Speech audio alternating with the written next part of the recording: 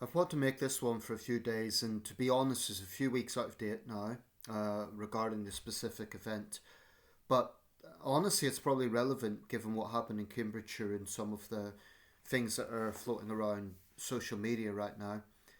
Um, I want to talk about the Pride of Britain Awards organised by the Daily Mirror. Now, I don't often praise tabloid newspapers. I think that at the worst it could be really, really bad. But credit where credit's due.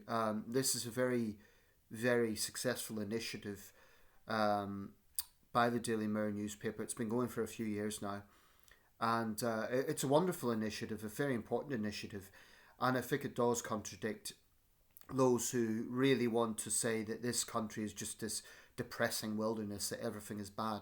It really, really isn't. The awards specifically look at acts of courage and inspiration, but I think it also reiterates a wider issue, which is that the UK really isn't as bad as some people make it out to be. Now, before I get into this, just to be open minded, if I was living in a housing estate plagued by um, gangs and drug problems and so on, I would absolutely concede that is depressing and that is a serious problem. If I'm a victim of a serious crime, I'm going to be angry and depressed. Um, so this video is in no way intended to just dismiss the problems that we have or to say that there are no problems, but I think it is very important to put a bit of balance to the hyperbole that's out there. To say that because bad things do happen in our society, we're somehow broken as a society in general. Now, I'll be honest, I've had my points of cynicism. Sometimes it can feel, look, nothing is working. We have a justice system that most people are dissatisfied by. We have a transport system that regularly lets commuters down in terms of being overpriced and unreliable. We have NHS waiting times. We have all these problems that could cause a lot of stress. But I do think that looking at international comparisons has some relevance because if you really look around the world, you will get some examples where the situation's better, but frankly, you'll get many, many examples, probably more examples, where the situation is worse. And that's why I was so critical of that guy living in China, Jason living in China, I think he calls himself, British national who has spent years in China and came back here to just run his mouth about how awful things were. I honestly think the security services should look into people like that. I mean, what is the agenda you're pushing if you live in a totalitarian state and you're attacking your own country or cherry picking the bad? Cherry picking is something that needs to be scrutinised. What I mean by that is if you're just looking at the bad or just looking at the good, because positive propaganda could be just as bad, um, then you've got an agenda and that needs to be exposed and scrutinised. So I want to talk a bit about the Pride of Britain Awards, this year's awards, from the Daily Mirror itself. Now, people might say, well, this is a Labour paper. It is. It's long supported Labour, but quite frankly, in this country we have The Sun, the Daily Mail, the Daily Express, GB News, the Daily Telegraph, the Times to a lesser extent, but they're all right wing sources. So you have a very big amount of voices that have a right wing platform. So I just think it's a bit of balance, frankly. Um, so they've got quite a lot of coverage on this. The front cover is a moving cover. A little boy who won this year's. Um, I think his specific award, if I just get this right, was the let's see. There's just different awards given in the ceremony. The specific award was a Child of Courage, Luke Mortimer, 12 years old. So that's the cover. It's from the 22nd of October. So as you can see, this little boy, that's the effects of meningitis, but he has raised lots of money for charity despite his own challenges. The Prime Minister said Britain isn't broken, you're all amazing. Now, people, again, I get into this thing about the partisan attacks. People say, oh, Starmer's just saying that for the people who met him. Had nothing negative to say, and the Prime Minister could see that that is the best of Britain. I think it counts for something. So I'm just going to read this out. Not the whole thing. I'm going to read out from the sort of middle segment. It shows some of the winners around number 10. So I'm just going to read out some of this because I really think that the doom mongers, those who are constantly running this country down, and yes, I'm thinking of reform. I mean, Nigel Farage went to the United States, and this is a policy attack. It's not an ad hominem attack. He went to the United States to talk about how broken Britain was. Why do that in another country? To me, that seems kind of unpatriotic, to go to another country to run this country down. Anyway, this is the piece, and it's by Emmeline Saunders. So just bear with me because it gets into individual cases that are being highlighted.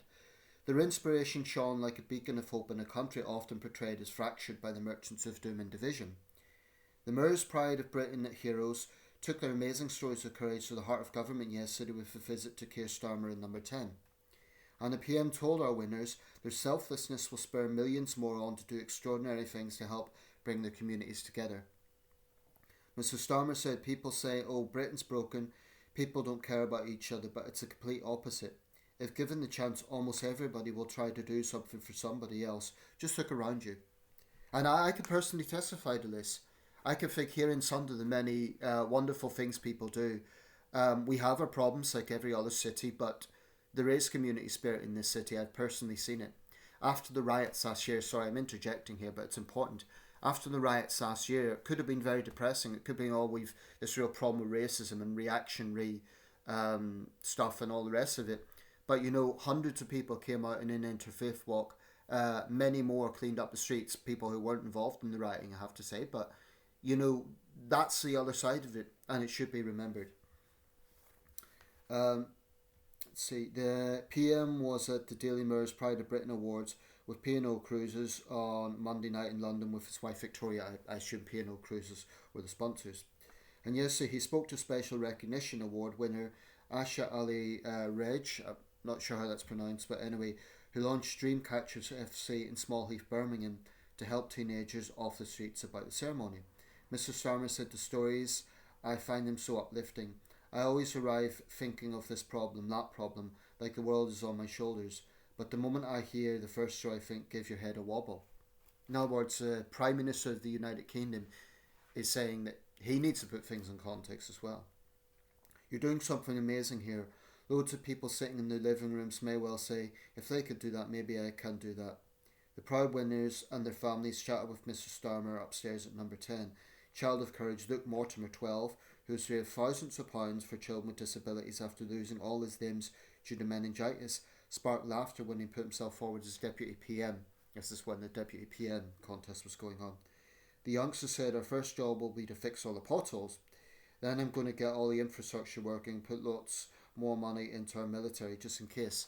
It's a young man, possibly with a future ahead. Mr. Starmer gave the group a personal tour of the cabinet room and allowed Luke to sit in his deputy's chair. The PM said Luke wants to be the Deputy PM, quite right too. He is an incredible individual. He was the first of the stories to be told at the awards, and that's the moment at which whoever you are, whatever challenges you think you've got in life, you sit up, you listen, you probably shed a tear or two and just think that is an incredible individual. PC Cameron King, along with Inspector Molloy Campbell and PC Yasmin Mitchin Whitfield, were honoured for bravely fighting off a sword attacker who just murdered 14-year-old Daniel Anjurin at Hinault East London in April. Cameron, who was with partner Jamie Lee Smith, told Mr. Starmer his team had dealt with 3 more incidents involving the weapon since that horrific day. He took 3 weeks off work after the killer was caught, but said, I want to get back to normality. The longer you leave it, the harder it is. P&O Inspiration Award winner Javina McLean was joined by proud parents Audrey and Clyde at number 10. The 40-year-old offers free fitness sessions to the disabled, ill and elderly at his Manchester gym. He said, I'm trying my best to take it all in. The only time I've made a New Year's resolution was to slow down, reflect and absorb, and that's what I'm trying to do. After watching his son shake Mr. Starmer's hand, Clyde hugged the PM, a fellow Arsenal fan, and said later, I feel elated. Ellis Leggett, 26, a member of the Ups and Downs theatre group in Hamilton, Scotland, for young people with Down syndrome, pulled Mr. Starmer over for a selfie. Mum Lorna said he's got no filler. Not many people would ask the Prime Minister for a selfie, but he just went for it.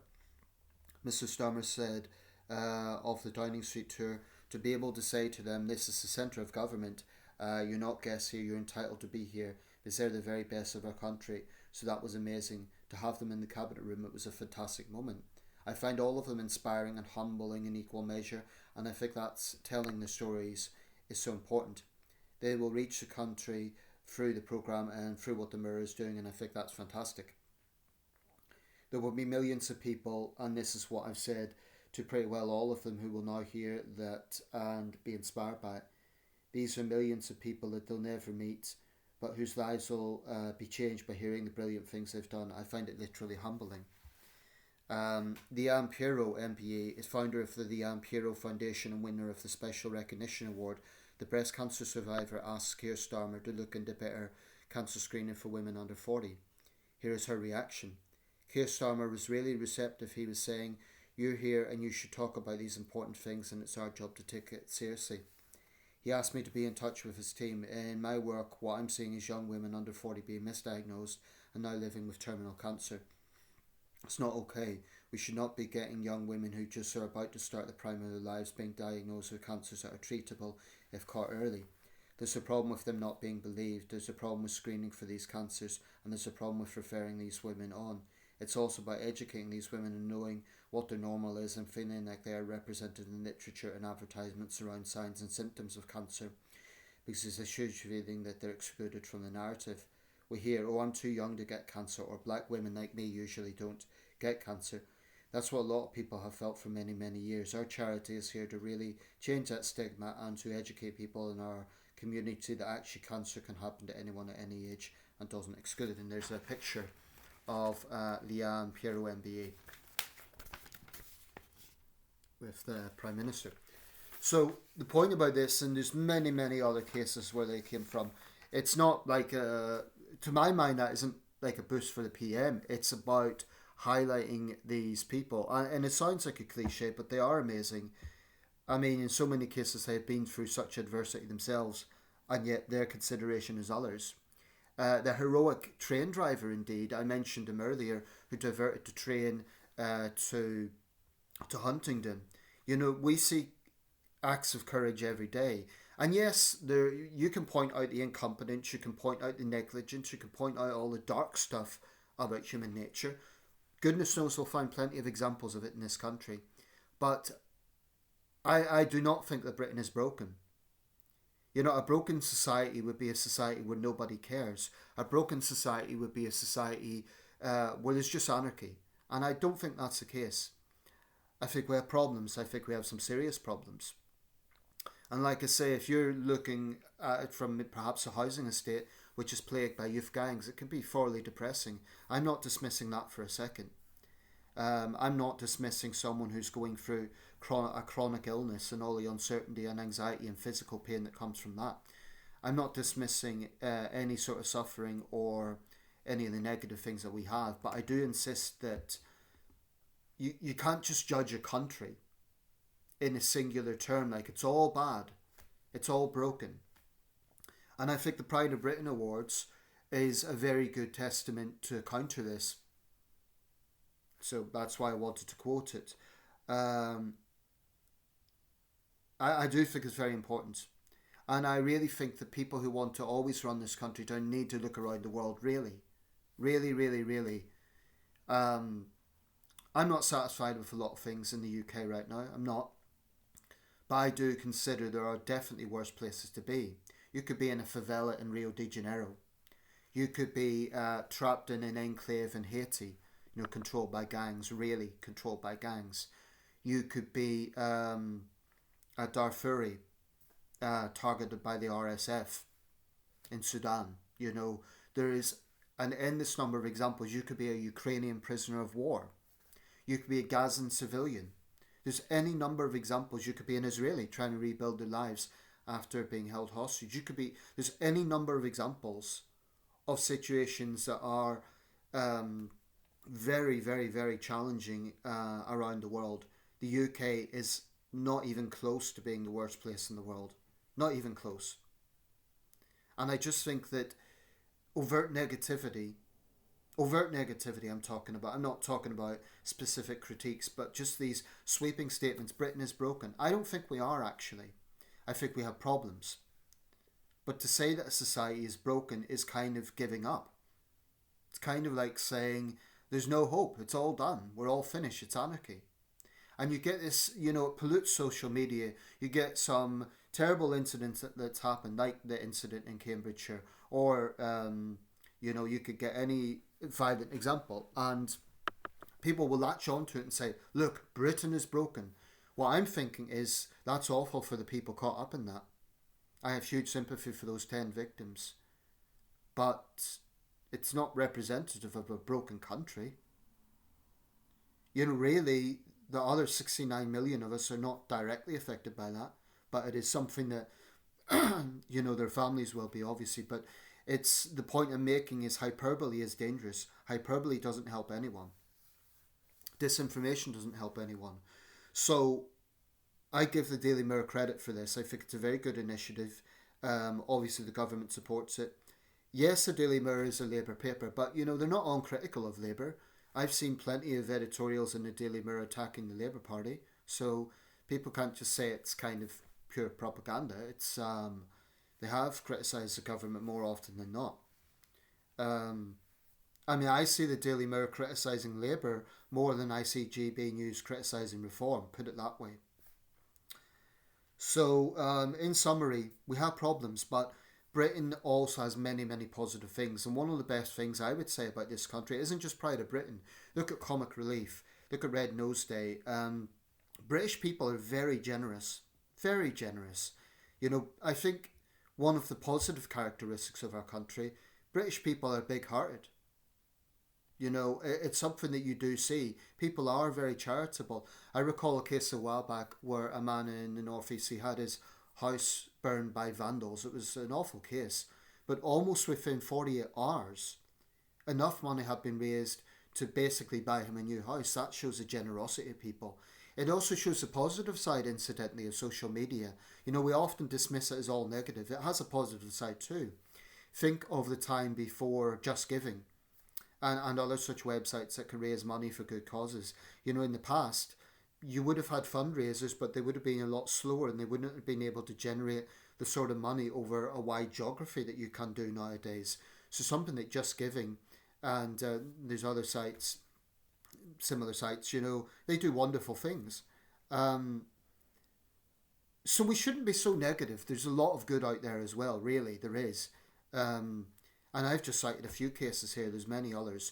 And it isn't just about acts of bravery, it's also inspiration and it's also people doing things for others. So, Pride of Britain Awards, credit to the Daily Mirror. And please, if you're tempted to say the UK is broken, what I would say is, okay, let's talk about the issue that's on your mind. Let's talk about crime, let's talk about corruption, let's talk about whatever you think it may be.